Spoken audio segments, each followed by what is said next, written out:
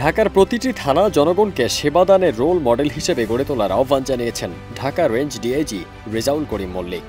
তিনি বলেন, ঢাকার সব থানা, ফাঁড়ি ও পুলিশ অফিসে অভিযোগ বাক্স বসানো হবে। ৯৮টি থানার সেবা নিজেই দেখভাল করবেন তিনি। ঢাকার প্রতিটি থানা হবে জনগণের জন্য, সেবাই হবে উদাহরণ। ১১ মে বেলা ১১টায় সেগুনবাগিচার ঢাকা রেঞ্জ কার্যালয়ে আয়োজিত এক সংবাদ সম্মেলনে তিনি এসব কথা বলেন। এ সময় রেঞ্জের ঊর্ধ্বতন কর্মকর্তারা উপস্থিত ছিলেন।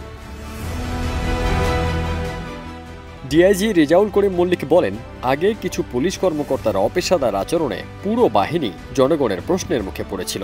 তবে এখন পুলিশ সেই অবস্থা থেকে ঘুরে দাঁড়িয়েছে। এতে বড় ভূমিকা রেখেছেন অন্তর্বর্তী সরকারের প্রধান উপদেষ্টা ডক্টর মোহাম্মদ ইউনূস।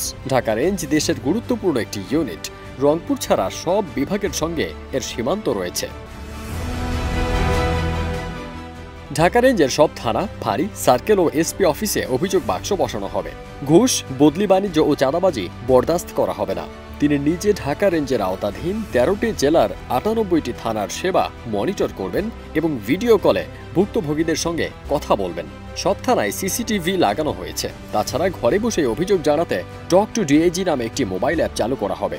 এক্ষেত্রে তথ্যদাতার পরিচয় গোপন রাখা হবে। ডিআইজি থানাগুলোকে সাধারণ মানুষের আস্থার স্থানে পরিণত করে সত্যিকারের অভিযোগকারীদের পাশে থাকার প্রতিশ্রুতি দেন।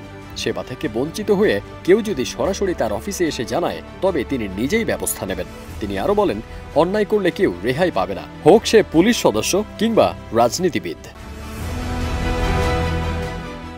এদিকে বিশেষ নজরদারি ও মামলা মনিটরিং ছাড়াও গণঅভ্যুত্থানের মামলাগুলো বিশেষভাবে দেখতে একটি মনিটরিং সেল গঠন করা হয়েছে। সবার প্রতি আহ্বান জানিয়ে ডিআইজি বলেন, জনগণ যেন আইন মেনে চলে। পুলিশ জনগণের পাশে আছে, তারা তাদের দায়িত্ব পালনে সবার সহযোগিতা চান। ফারদিন সানি, দেশ রূপান্তর।